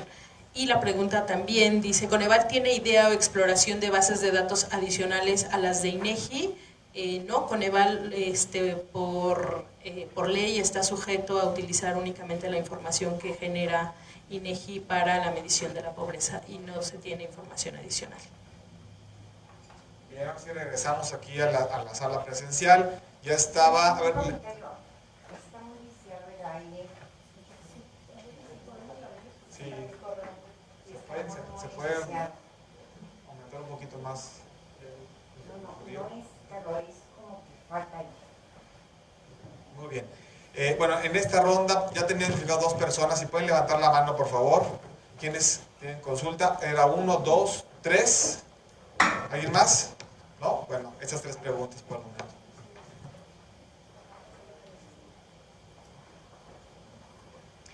Bueno, si es posible precisar lo del CBU, sigo en esa misma idea, porque ya no me contestaron la segunda participación. Pero, independientemente de eso, entiendo, por lo que ya se ha dicho, la postulación empieza a arrancar el 22 de junio, ¿no? La confirmación, aprobación vendrá en octubre y el procedimiento real o concreto a partir de enero o febrero. Por lo tanto, pregunta, ¿ese CBU lo puedo ir actualizando periódicamente y el deadline es diciembre? Vamos por partes. Primero arranco con CBU. Actualización del CBU. Lo pueden trabajar, o sea, no es excluyente. De hecho, tip, lo que nosotros nos interesa para que puedan registrar su propuesta es de que cuenten con el CBU, con la clave CBU, porque de hecho es con la clave que ustedes, ya si conocen el resto de los sistemas de CONACYT, ustedes registran su CBU y entonces en automático ya comienza a desplegarse información. Entonces lo que nosotros necesitamos es su clave, para que cuando ingresen al sistema y capturen su clave, ya jale la información de manera automática. Si ustedes no contaran con CBU, entonces se les invita para que se registren y cuenten con su CBU, sobre todo en el caso de aquellos que van a quedar como responsable técnico, responsable administrativo y responsable legal, porque de lo contrario no va a haber forma de que en el sistema quede capturada su información. Y me sigo con la siguiente pregunta. El calendario, no, estamos mal. La convocatoria abrió el 16 de abril y ese mismo día, el 16 de abril, ya estaba disponible el sistema para que se comenzaran a cargar sus prepropuestas. Quiero aclarar, la convocatoria de este fondo está dividida en 2 partes, una captura de una prepropuesta y una captura de una propuesta. En ese sentido, que la segunda fecha era esta, el 9 de mayo para el taller de aclaraciones, y la fecha límite para la recepción de prepropuestas es el 22 de junio. También tenemos una hora límite, 16 horas. Si lamentablemente, 18 horas, perdón, pienso en las 6 de la tarde y se me cruzaron. Porque si ustedes intentan registrar su propuesta o darle finalizar a su propuesta a las 18:05, ya no van a poder. Y entonces, aunque hayan cargado la mayor información de su proyecto en el sistema, va a quedar fuera. Entonces, tenemos hasta el 22 de junio para cargar prepropuestas. Ahora, ¿qué es una prepropuesta? La propuesta es una versión ejecutiva de su proyecto y, de hecho, en los términos de referencia se señalan las características que deben de cumplir en esta prepropuesta. Si bien en esta etapa ustedes tienen que ingresar al sistema y cargar cierta información en él, lo importante y que es definitivo es que adjunten en versión PDF esta versión ejecutiva que se está solicitando. Si ustedes entran al sistema y solamente cargan o capturan la información que les está solicitando el sistema, no vamos a contar con los elementos para poder realizar el análisis de pertinencia. Entonces sí necesitamos que carguen esa versión ejecutiva del proyecto. Nosotros vamos a tener hasta el 11 de julio para realizar el análisis de pertinencia. El análisis de pertinencia está enfocado a la revisión de la versión ejecutiva de todas las prepropuestas que entren y se realiza por la comisión de evaluación. En ese sentido, estaremos publicando en ese deadline las propuestas, que pasan a la siguiente etapa. Entonces, por ejemplo, puede ser que en esta primera etapa entren 100 y que como resultado del análisis de pertinencia solamente nos quedemos con 50. Entonces, esas 50 se van a publicar y se va a invitar para que sigan en el proceso y entonces carguen su propuesta en extenso. Y se dará un taller para que ustedes vean cómo cargar su propuesta en extenso el 20 de julio. Los detalles se estarán publicando en los días cercanos. Y tenemos como límite para presentar las propuestas en extenso el 17 de agosto. Entonces ustedes tendrán hasta el 17 de agosto para capturar ya la propuesta completa. ¿Qué es ya la propuesta completa? Aquella que ya nos incluye metodología, presupuesto y grupo de trabajo. De hecho, me regreso un poquito.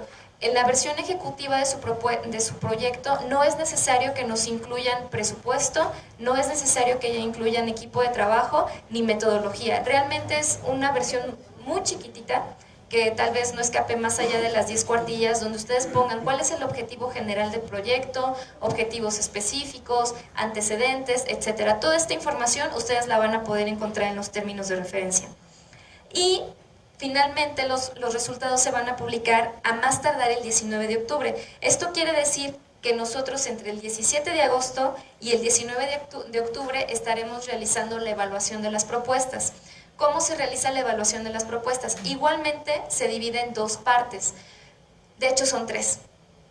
Porque primero va a venir una revisión administrativa ya sobre el presupuesto que ustedes envíen y dependiendo qué proyectos pasen la revisión administrativa se van a mandar a evaluar técnicamente.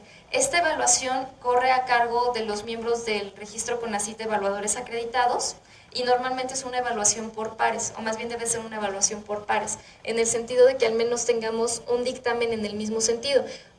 Si nos evalúan 3 personas, necesitamos que al menos los 2 dictámenes sean aprobatorios, aunque uno sea no aprobatorio. Y ya una vez que tengamos esos resultados, llegamos a comisión de evaluación. Si el proyecto arranca en enero, ¿no?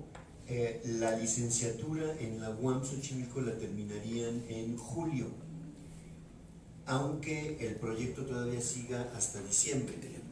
Por lo tanto, esa inscripción es la que determina el tiempo de ser asistente de investigación. Sí, deben de considerar cuando soliciten el alta la vigencia en que van a participar los chicos, porque por ejemplo en este caso, si ellos arrancan en enero también en el proyecto y logran su título en julio, entonces tendríamos, no sé, y dijeron, es un proyecto de un año que termina en diciembre, tendríamos que explicar entonces entre julio y diciembre la participación del estudiante al interior del proyecto. También otra cosa que se me pasaba a comentarles es que el alta como asistentes de proyecto se puede realizar solo hasta 6 meses antes de su conclusión. Entonces, si en algún momento, conclusión del proyecto, si en algún momento ustedes están en el mes 8 de 12 y solicitan el alta de un becario, ya no resultaría procedente. Entonces, lo que entiendo de la primera parte, ¿puedo justificar de agosto a diciembre de una persona que se recibió en julio? Eso estaría muy complicado, era lo que les comentaba. ¿Es complicado o imposible? Yo lo consideraría imposible, solo que a veces les gusta quedarse en el estatus de complicado para que suceda. Sí, gracias. 2 preguntas y una confirmación. Perdón por la confirmación. La primera tiene que ver con los asistentes de proyecto. Me comentaba usted que en maestría y doctorado tienen que entregar su tesis o maestría y doctorado. El problema es que muchos programas de doctorado no exigen que el estudiante tenga, digamos, una tesis final como con un solo tema. Lo pienso porque tenemos un chico que está estudiando el doctorado en Barcelona y él es un public policy, su doctorado. Entonces, su universidad no le exige un trabajo final, sino que son 3 papers distintos. Entonces, uno de los papers puede estar vinculado al proyecto o él no podría participar. La verdad es que lo queremos porque es muy bueno en econometría. De hecho, es muy bueno en programación. Entonces, hemos buscado y no hay alguien que probablemente sepa hacer lo que es hacer a nivel de econometría. Entonces, ¿no podemos incluirlo? Entiendo que en doctorados extranjeros cada etapa de su tesis se convierte en un paper publicable. Entonces, en ese sentido, creo que lo podríamos incorporar. No me han tocado casos parecidos, pero como sí tendríamos un entregable vinculado al desarrollo del proyecto, creo que no habría... O sea, entonces basta con que haya un entregable. Sí. O sea, Sí, si el chico... de su actividad de investigación vinculada al proyecto. Entonces, si él presenta un paper, se publica y ese lo da como entregable, Aunque vale. también es bajo la garantía de que ese paper forma parte de su trabajo de tesis doctoral. O sea, es la cadenita. O sea, entiendo que probablemente al momento de conclusión no se contaría con una tesis de doctorado, se contaría con ese paper, pero lo podríamos respaldar indicando que forma parte también de su trabajo de tesis. ¿Contaría la metodología como parte de su trabajo de tesis? O sea, porque son 3 temas distintos. Entonces, pero usa la misma metodología en términos de modelo econométrico, entonces puede contar eso como que es parte de un proyecto de tesis doctoral. Me hace sentido porque también si estamos planteando que al interior del fondo la vigencia máxima de los proyectos es de 24 meses, un chico de doctorado que va comenzando no va, y que su doctorado puede ser de 4 o 5 años, no va a tener una tesis en el segundo año. Entonces, en ese sentido sí podría entrar el artículo. La segunda pregunta es con respecto a los gastos concurrentes, dado que igual requerimos otras cosas que no nos puede financiar el fondo. Entonces, el mismo proyecto puede estar vinculado, no hay ningún problema con que se vincule a un programa. Por ejemplo, la UNAM tiene una cosa que se llama de GAPA. Entonces, la UNAM, o digamos el PUED, puede vincular este programa de CONACYT con un programa de GAPA sin ningún problema.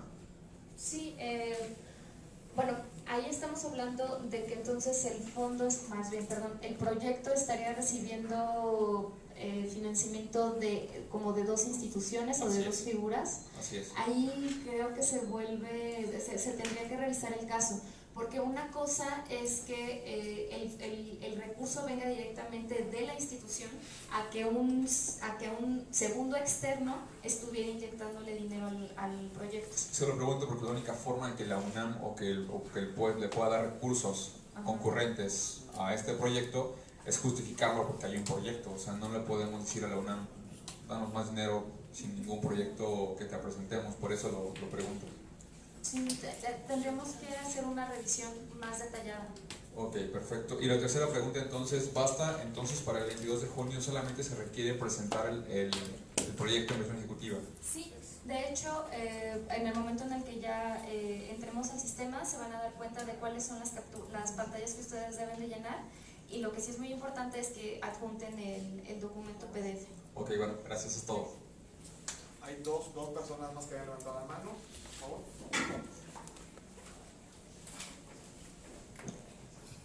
Gracias. Jurídicas de la UNAM. En alguna ocasión ya algún investigador hizo algún trabajo aquí para Coneval, y en ese momento no se le dio oportunidad, por lo que entiendo, a poder utilizar la información para generar mayor información fuera del apoyo que se dio para el proyecto. La pregunta específica es, ¿hay posibilidad de utilizar los resultados, la información, para generar información para el instituto, independientemente de lo que sea el entregable al fondo? Sí. Si me podría repetir la pregunta, es que estaba haciendo una consulta. Es que en cuanto a la información, sí se puede hacer la información. Cualquier información pública que esté disponible para el proyecto se puede utilizar, no importa que no esté disponible en el contrato. Lo que pasa es que ya había pasado alguna vez, o sea, ya hubo una investigación con CONACYT, no sé si en fondo mixto, pero en donde participó el instituto con Coneval, y no le permitieron trabajar. Seguramente estaba en un momento de transición donde todavía no se hacía pública. Una vez que se hace la información pública, ya se puede utilizar.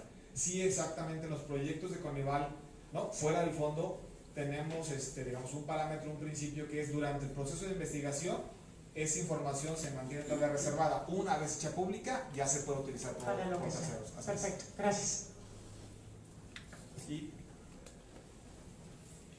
Sí, una pregunta más dentro de la tercera parte, del tercer punto de las demandas sobre desarrollar estrategias. Aquí pregunta sobre el alcance. ¿Debe estar anclado, digamos, dentro de alguna fase específica de la estrategia? Puede ser diseño, puede ser a nivel de la intervención misma, o puede ser, digamos, como el proyecto anclado también a la evaluación de resultados. Eso es algo, digamos, que nos interesaría saber para, digamos, como medir hasta dónde podemos llegar y qué es lo que se puede hacer. Esa es una duda nada más sobre eso. Está abierto, no está anclado a ninguna de las etapas, ni tampoco se le va a aplicar a ninguna de las etapas. Okay, perfecto. ¿Hay alguna otra pregunta aquí presencial? ¿No? ¿Hay alguna otra pregunta? Perdón. Pues un mucho porque se suscitó de esto. Es que por un lado, cuando uno trabaja con Coneval, es cierto esta parte de qué puedo usar y no puedo usar posterior al convenio, al trabajo. Porque, según entiendo, hay alguna parte que, aunque es información pública, y además ni siquiera le pertenece a Coneval ni a INEGI, sino es de un estudio en la UNAM, no se puede utilizar ni el resultado, aunque sí la metodología. Pero esta pregunta es válida y sí importaría mucho que nos la respondieran. Quizá hay que averiguar un poco más, pero es cierto que a mí no me dejaron utilizar algo a partir de que una parte sí la iba a usar Coneval y la otra no, y entonces liberaron una de las partes. Y ni siquiera, repito, era perteneciente a Coneval ni a INEGI. Obviamente estamos hablando en este momento del fondo sectorial CONACYT-Coneval. Cualquier concurso, cualquier proyecto que se haya hecho anteriormente con el VAI tenía sus propias reglas, su propia convocatoria, sus propias bases de participación, y eso estaba estipulado ahí. En este proyecto, que es el fondo sectorial CONACYT, tenemos establecido esto. Y también cualquier propuesta que se establezca se establecerá en el convenio de asignación de recursos. Ahí, en este convenio, se establece la propiedad intelectual, y en esa etapa, cuando ya se esté establecido, se establecen los términos para cada una de las partes. En el convenio. En el convenio. Exacto. ¿Hay alguna otra pregunta aquí en piso? En línea tenemos, creo que un par de preguntas. Paola Palacios, ¿qué pasa con los casos de que los fondos concurrentes fueran de un tercero? Como comentábamos, tendríamos que revisar jurídicamente si esto es viable, porque de acuerdo a los términos de referencia, los fondos concurrentes, son los provenientes de la institución que va a llevar a cabo el proyecto, más no un tercero. Entonces, denos oportunidad de poder revisar jurídicamente qué pasaría si esto es viable, para que entonces ya podamos dar una respuesta certera. ¿Cuándo se sabría el criterio normativo? Tendremos que lanzar la consulta al interior del jurídico o de nuestros jurídicos para hacer una adecuada interpretación. Entonces yo esperaría que no se fuera más allá de una semana, yo esperaría que fuera un poco menos. ¿Y cómo se publicaría? Vamos a colgar un sumario de todas las preguntas que se desarrollaron en ambas páginas, tanto en la de CONACYT como en la de Coneval, y ahí van a poder consultar todas las preguntas que se llevaron a cabo y las respuestas que se dieron. Probablemente si se publica en estos días, hagamos una actualización atendiendo esta pregunta. También comentarles que había una liga para su registro, tenemos ahí sus datos. Entonces, una vez que nosotros tengamos el resumen de todas las preguntas que se generaron aquí, les hacemos llegar vía correo electrónico este resumen. Si hay alguien que faltó en registrarse, les pasamos por aquí una lista para que puedan integrar sus datos. Más que un comentario, en diferentes ocasiones tratamos de comunicarnos aquí con ustedes y mandar correo cuando era más un comentario, porque en diferentes días tratamos de comunicarnos, no sé si hubo un problema con su computador o algo, pero no pudimos comunicarnos, también mandamos correos ahí y se regresaron. Entonces, nosotros particularmente tuvimos... Si quieren, ahorita recordamos bien los datos de contacto. Se dio al inicio. En realidad, este fondo es nuevo para Coneval. Estamos haciendo esta alianza con el CONACYT, con este conjunto de fondos que ellos ya tienen desde muchos años atrás, ya tienen muy normado, muy establecido. Ahorita mi compañera Ale, le pediría nada más que nos recuerdes, Ale, cuáles son los documentos que se tienen que revisar a profundidad. Hay muchas de las cosas que mencionó Ale, están en el manual, están en la convocatoria, etc. Nada más hacer un repaso de cuáles son los documentos específicos que hay que revisar para poder responder básicamente todo el conjunto de preguntas que venían más enfocadas a la operación de los fondos. En cuanto a las demandas del Coneval, ¿no? En cuanto a las demandas de esta convocatoria en particular, fueron muy pocas. En general, lo que les digo es, esas demandas surgieron con base en la comunicación de las entidades federativas. Hay un interés por parte de las unidades de evaluación en las distintas entidades federativas. De hecho, si ustedes tuvieran interés, incluso porque por ahí salieron un par de preguntas relacionadas sobre qué sería más efectivo, cuál sería el mejor impacto, me quedo solamente con este municipio, con este estado, etcétera, con la región, con este grupo. Si ustedes quisieran profundizar en alguna variable de estas y quisieran tener contacto con los enlaces de evaluación en las distintas entidades federativas, con mucho gusto les podemos proporcionar los datos, ¿no? Hacer este acercamiento, porque la intención al final de cuentas es que los distintos proyectos se usen, que los distintos proyectos generen información, generen conocimiento para que las entidades federativas la puedan utilizar, ¿no? Les puedan servir para la mejor toma de decisiones que ellos están ahorita impulsando y que se requiere para mejorar todos los temas de reducción de la pobreza, cualquier tema en general de desarrollo social, ¿no? Entonces ahí ponemos esto a disposición. Entonces nada más le pedí a mi compañera Ale que por favor hiciera mención de los principales documentos que hay que profundizar para conocer y perfeccionar todo el tema operativo de los fondos, y también si nos puedes decir dónde pueden conseguir ellos mayor información, dónde se pueden comunicar, algún teléfono, algún correo, etc. Bueno, para atender la convocatoria, con que ustedes se sepan el ABC de todo lo que viene en la convocatoria y en los términos de referencia, con eso bastará para que ustedes puedan participar. Se está procurando atender todas las dudas que van surgiendo a través de este taller. De hecho, estamos a su disposición incluso fuera del taller para que puedan subir sus propuestas sin ningún problema. Ahora, sobre la operación de los fondos. Operativamente, digamos que los fondos los podemos manejar en dos niveles. La operación del fondo, que es desde el CTA, la Secretaría Administrativa, la Secretaría Técnica, pero también la operación del fondo a través de los proyectos. En ese sentido, una vez que ya contamos con proyectos aprobados en algún fondo, contamos con el Manual para la Administración de Recursos, que se encuentra se encuentra la liga en los términos de referencia de la convocatoria, y también contamos con las reglas de operación del programa.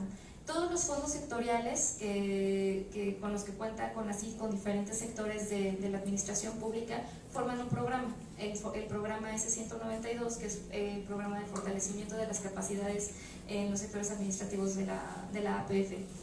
Entonces tenemos las reglas de operación. En las reglas de operación del programa se señalan a grandes rasgos cuál es la forma de operar de todos los fondos, y digo a grandes rasgos porque en realidad somos 25 fondos sectoriales, y aunque tenemos muchos puntos en común, también tenemos particularidades. Entonces cada fondo cuenta también con sus reglas de operación. Entonces esas reglas de operación, las reglas de operación particulares de cada fondo, las pueden encontrar en la página del CICIT, SIICYT. CICIT. S doble I latina, CYT. Ahí puedan encontrar toda la documentación normativa relacionada con fondos, y claro también mayor información sobre el CONACYT, pero particularmente en las reglas de operación ustedes van a poder encontrar el por qué trabajamos de esta manera, cuáles son las funciones que están definidas en la cancha de cada uno, cuáles son las funciones que lleva CONACYT, cuáles son las funciones que lleva Coneval, y la razón de ser del fondo sectorial. Básicamente los fondos sectoriales lo que buscan es fortalecer capacidades al interior de los diferentes sectores de la Administración Pública Federal. En esta ocasión contamos con el Fondo Sectorial de Coneval, que está enfocado precisamente a temas de pobreza, monitoreo y evaluación, y lo que se busca es pues crear conocimiento en estos campos. Por ejemplo, en las demandas que trae este fondo, pues se busca ampliar la generación de información relacionada con pobreza a un mayor nivel de desagregación para poder tener una mejor explotación o una mayor explotación de los datos. Entonces, los fondos sectoriales lo que buscamos es básicamente promover el desarrollo científico y la innovación. ¿Y cómo lo hacemos? Pues a través del financiamiento de los proyectos que finalmente se traducen en mejoras al interior de los sectores. Finalmente, todos los proyectos que se aprueben en esta convocatoria van a ser de utilidad para el Coneval, porque entonces van a tener ellos una nueva metodología, porque van a tener una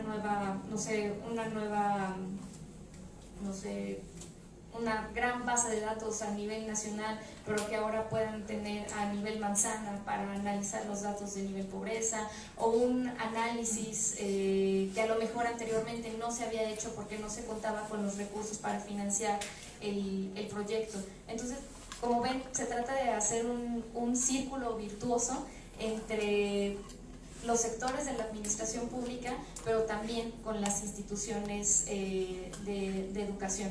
Y no solamente las instituciones de educación, sino también con el sector privado, con asociaciones civiles. Entonces, si ustedes quieren conocer a mayor detalle cómo operan los fondos, si se quieren meter en el lío normativo de revisar las reglas de operación, está la información completamente pública en el CICIT, o también pueden consultarnos directamente, en este caso a la Secretaría Técnica, para que nosotros les podamos explicar más sobre cómo operamos. Realmente contarles todo lo que hay detrás de un fondo sectorial, no acabamos la sesión.